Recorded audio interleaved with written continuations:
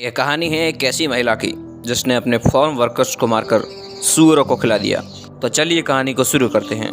कहानी है सुजैन मोनिका की, जो अपनी ज़िंदगी बहुत ही अच्छी जी रही थी और उसके पास इंजीनियरिंग की जॉब भी थी। वो ऐसे शहर में रह रही थी जो बहुत ही अच्छा था, सैन फ्रांसिस्को, कैलिफोर्निया। लेकिन वो वहाँ खुश नहीं थी, वहाँ रहना उसकी मजबूरी थी।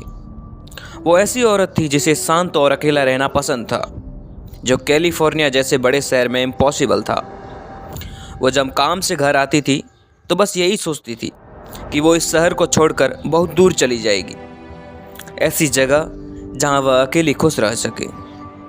वो ऐसे सोचती थी कि उसके पास एक बड़ी ज़मीन हो और एकदम खुली, आसपास में कोई ना हो, जहां वह खुद की खेती करे और जानवरों को पालकर अपनी खुशहाल ज़िंदगी को जी सके। और आखिरकार उसका यह सपना सच भी हुआ।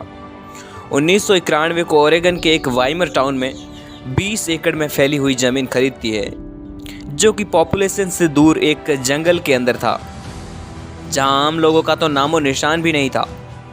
और सुजैन को भी ऐसी ही जगह चाहिए थी जहां वह बिल्कुल अकेली रह सके। उसके हिसाब से वो जगह एकदम परफेक्ट थी। वो अपना फार्म बसाना चाहती थी। वैसे वो इंजीनियर थी तो उसने सारा प्लान बनाकर ही रखा था। वो एक ऐसी औरत थी जो मर्दों वाला काम करने से डरती नहीं थी, वरना घने जंगल में वो भी अकेला रहना इतना आसान नहीं है। और कुछ दिनों बाद वहाँ पर शिफ्ट हो जाती है। कुछ महीने रहने के बाद वो अपने के लिए घर और जानवरों के लिए शेल्टर और बाकी ज़रूरी चीज़ें जो फार्म में होती है वो सब बनाकर अपना सपनों का फार्म तैयार कर देती है। फार्म तैयार होने के बाद सुजान जानवरों को पालना तथा खेती करना शुरू करती है। तभी सुजान को एहसास होता है कि इतने बड़े फार्म को अकेले चलाना आसान नहीं है। जानवरों की देखरेख और खेती जैसे मुश्किल काम वो अकेली नहीं कर सकती थी। तभी वो पूरे हाईवे टाउन में एक पोस्टर चिपकाती है, जिसमें उसे एक असिस्टेंट की ज़रूरत है जो उसकी फार्म में मदद कर सके। उसके बाद वाइमर टाउन में बहुत से लोग वहाँ काम के लिए तैयार होते हैं, लेकिन सुजान को एक ही व्यक्ति की ज़रूरत होती है। वो उनमें सिर्फ एक ही को हायर करती है। इस फार्म में कई लोग आए और कहीं गए। उसने कईयों को हायर किया, लेकिन कोई 1 महीना टिकता तो कोई 1 सप्ताह तो कोई 6 महीना। उसके साथ कोई भी परमानेंट नहीं था। वो हमेशा एक जानने के बाद दूसरे को हायर करती थी। सुजैन को बस अपने काम से मतलब था। उसके जितने भी हेल्पर थे उनको बता रखा था कि वो सिर्फ अपने काम से मतलब रखे और काम खत्म होते ही वो चले जाएं। सुजैन का किसी से घुलने मिलने में इंटरेस्ट नहीं था। वो हमेशा से ही अकेले रहना पसंद करती थी। जब से वो इस फार्म में आई है तब तक 20 साल तक उसने किसी भी हेल्पर के काम छोड़ने के बाद उसे दोबारा नहीं देखा और न ही उसके बारे में सुना। लेकिन एक दिन 1 जनवरी 2014, अब सुजैन 66 साल की हो चुकी थी। सुजैन अपने घर के बाहर खड़ी थी। तभी उसे दूर से एक कार अपने फार्म की तरह आती हुई दिखी। इतने सालों में सुजैन ने कभी भी वहाँ गाड़ी को आते हुए नहीं देखा, क्योंकि उससे मिलने कोई नहीं आता था। इसलिए वो पूरी ध्यान से उस गाड़ी के सामने देख रही थी। उसकी नज़रें बस उस गाड़ी की तरफ टिकी हुई थी। धीरे धीरे कार उसके पास आकर रुकती है। उसमें 3 लोग निकले, 2 लड़के और 1 लड़की। सुजैन उनसे कुछ पूछती है। उससे पहले ही वह सुजैन को बोलते हैं कि वह अपने पिताजी को ढूंढ रहे हैं, जिनका नाम रॉबर्ट हैनी है। उन्होंने सुजैन को बताया कि हमारे पिताजी ने कहा था कि सुजैन के फार्म हाउस में मैं काम करता हूँ। रॉबर्ट हैनी के पास अपना एक ट्रक था और वह काम पूरा होने के बाद उसी ट्रक में सो जाया करता था। बच्चों ने बताया कि हमारे पिताजी हमें बीच बीच में कांटेक्ट करते रहते थे, लेकिन अब बहुत दिनों से उसके पिता ने कांटेक्ट नहीं किया था। बहुत समय से रॉबर्ट से कांटेक्ट न होने के कारण उसके बच्चों को चिंता होने लगी, इसलिए वो अपने पिता को ढूंढने निकल पड़े हैं। बच्चों ने सुजैन से कहा कि आपको पता है कि वो कहाँ है। सुजैन ने बताया कि हाँ, मैंने रॉबर्ट को अपने फार्म में काम दिया था और शुरू में वो बहुत ही अच्छी तरीके से फार्म में काम करता था और उसके साथ एक कुत्ता भी था। सुजैन ने बताया कि 5 महीने काम करने के बाद रॉबर्ट बिल्कुल चेंज हो गया। वो किसी चिंता में था और ज़्यादा शराब पीने लगा था और काम भी ढंग से नहीं करता था। शराब पीने के बाद वह अपने ट्रक में जाकर बहुत चिल्लाता था। रॉबर्ट किसी से बदला लेना चाहता था, जिसने उसकी बेटी के साथ यौन शोषण किया था। रॉबर्ट को हमेशा यह बात सताती थी कि उसके रहते उसकी बेटी के साथ बुरा हुआ और वह कुछ कर ही नहीं पाया, इसलिए वो हमेशा नशे में ही रहता था। सुजैन ने बच्चों को बताया कि वो रॉबर्ट की तकलीफ़ समझती थी, इसलिए उसने उसके बिहेवियर को इग्नोर किया, लेकिन वो हर दिन ऐसा करता था। अब सुजैन ने तंग आकर उससे बात करने की सोची। तभी रॉबर्ट उसके पास आया। वो वहाँ आते ही सुजैन को एक पत्र देता है जिसमें कुछ पैसे थे और बोलता है कि कुछ दिन तक सुजैन उसके डॉग का ख्याल रखे। वो किसी काम से दूसरी जगह जा रहा है और जल्द ही वापस आएगा। सुजैन ने कहा कि मुझे पैसे देने के बाद रॉबर्ट एक कार में बैठ जाता है और वहाँ से चला जाता है। यह बात सितंबर की है। उसके बाद 4 महीने हो गए, रॉबर्ट का उससे कांटेक्ट नहीं हो पाया है। रॉबर्ट का एक ट्रक अभी भी वहाँ था। सुजैन बच्चों को उस ट्रक के पास ले जाती है। जब बच्चे ट्रक में घुसते हैं तो वो देखते हैं कि उसके पिताजी का सामान अभी भी उस कैंपर में था। वहाँ पर उन्हें रॉबर्ट का टूल बेल्ट दिखता है। बच्चों को पता था कि उनके पिता कहीं भी जाते थे तो वो अपना टूल बेल्ट साथ ही रखते थे, क्योंकि काम में इधर उधर जाते थे। तो यहाँ बच्चे सुजैन को थैंक्स बोलकर वहाँ से निकल जाते हैं। वहाँ से निकलने के बाद वो सीधा पुलिस स्टेशन जाते हैं और अपने पापा की मिसिंग रिपोर्ट लिखाते हैं। पुलिस वाले बच्चों से पूछते हैं कि क्या उनके पास कोई ऐसी चीज़ थी जिससे पुलिस उनकी लोकेशन को ट्रैक कर सके। बच्चों ने पुलिस को सुजैन के बारे में बताना शुरू कर दिया था। यही रॉबर्ट का एक बेटा कहता है कि उनके पास ईबीटी कार्ड है और इसको ट्रेस भी किया जा सकता है। और कुछ दिनों बाद जब वही कार्ड को ट्रेस किया जाता है तो वो सुजैन के घर से 30 मील दूर वॉलमार्ट में करीब 1 महीने पहले यूज किया गया था। इस खबर को मिलते ही पुलिस वाले सीधे ही वॉलमार्ट पहुंच जाते हैं।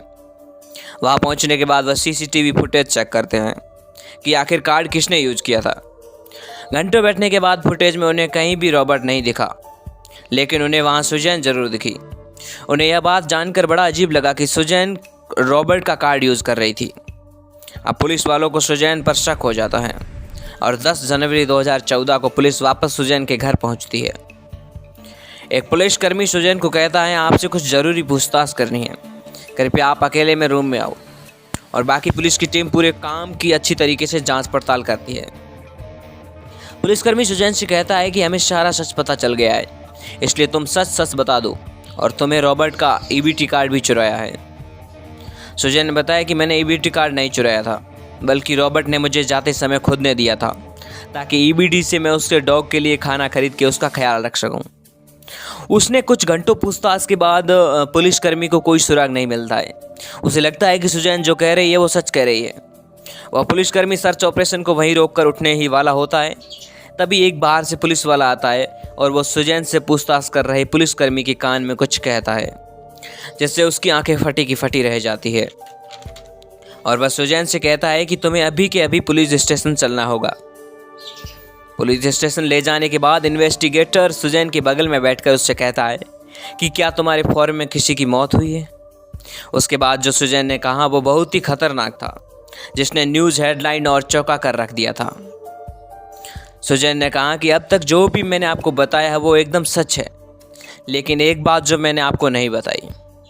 सुजैन ने कहा कि रॉबर्ट एक बार मुझे पैसे देकर और ईबीटी कार्ड देकर वापस वहाँ से चला गया था, लेकिन वो फिर से वहाँ फॉर्म में लौट गया था। और सुबह के समय जब वो अपने सूअर को खाना खिलाने जा रही थी तो उससे कुछ अजीब दिखता है। वो वहाँ देखती है कि रॉबर्ट नीचे गिरा हुआ पड़ा था और उसके सूअर उसे खा रहे थे। रॉबर्ट के पेट को सूअर ने पूरी तरीके से चीर लिया था, लेकिन अभी भी वो जिंदा था। सुजैन ने सूअरों को हटाने की भी कोशिश की, लेकिन सूअर हटने का नाम नहीं ले रहे। एक हटता तो दूसरा आ जाता। सुजैन को कुछ समझ नहीं आ रहा था कि उसे कैसे बचाया जा सके। वो उसे तड़पते भी देखना नहीं चाहती थी। सुजैन ने जल्दी से अपने घर में से शॉटगन लाती है और रॉबर्ट के ऊपर चलाती है। सुजैन रॉबर्ट की लाश का बचा कुचा पार्ट कमरे में फेंक देती है, लेकिन अभी भी सुजैन की बात उस पुलिसकर्मी से मैच नहीं कर रही थी जिसने कान में कुछ कहा था। उसने कान में कहा था कि वहाँ किसी आदमी का कटा हुआ पैर मिला है। यही बात जब सुजैन से पूछी गई तो उसने बताया कि जानवरों ने कचरे से हड्डी को यहाँ लाया होगा। पुलिसकर्मी ने जवाब देते हुए कहा कि इतना सब कुछ हो गया तो तुमने पुलिस को क्यों नहीं बुलाया। सुजैन ने कहा कि अगर मैं पुलिस को बुला देती तो वहाँ मेरे फॉर्म की बेइज्जती हो जाती। मेरे पालतू जानवरों यानी सूअरों को कोई नहीं खरीदता। सबको पता लग जाता कि सूअरों ने इंसानी मांस खाया है। अब उसने बताया कि उसने जो भी कहा वो सच है और अब वो पॉलीग्राफ टेस्ट देने के लिए भी रेडी है। लेकिन जब वो पॉलीग्राफ टेस्ट के लिए बैठती है तो वो अजीब हरकतें करने लगती है, जिससे पॉलीग्राफ टेस्ट फेल हो जाता है। इसे तंग आकर इन्वेस्टिगेटर अपना पॉलीग्राफ टेस्ट वहीं बंद कर देते हैं। अब पुलिस वाले फिर से उसके घर की तलाशी की बात करते हैं और कहते हैं कि अगर इस बार उन्हें कुछ मिल गया तो तुम्हारे साथ बहुत बुरा होगा। अब सुजैन एक पेपर पर कुछ ड्रॉ करने लगती है। वो पेपर पर अपने फॉर्म के मैप को बनाती है। उस मैप को बनाने के बाद वो उसके अंदर एक क्रॉस का मार्क करते हुए कहती है कि इसी जगह जाओ, तुम्हें वहाँ पर स्टेफन मिलेगा। जिसको सुनकर इन्वेस्टिगेटर के होश उड़ जाते हैं। इसके बाद इस बात का पता चलता है कि उस फॉर्म में रॉबर्ट की नहीं बल्कि अन्य लोगों की भी हत्याएं की गई थी, वो भी सुजैन के द्वारा। आगे उन्हें जांच पड़ताल में खबर मिलती है कि सूअरों ने रॉबर्ट को पहले नहीं खाया था, बल्कि सुजैन ने रॉबर्ट को मारकर सूअरों के आगे फेंक दिया था। और फाइनली इस महिला को 50 साल की सज़ा मिलती है। ऐसे ही खौफनाक घटनाओं के लिए इस आदि माइन चैनल को सब्सक्राइब जरूर करें। मिलते हैं एक नई वीडियो के साथ। Thanks for watching.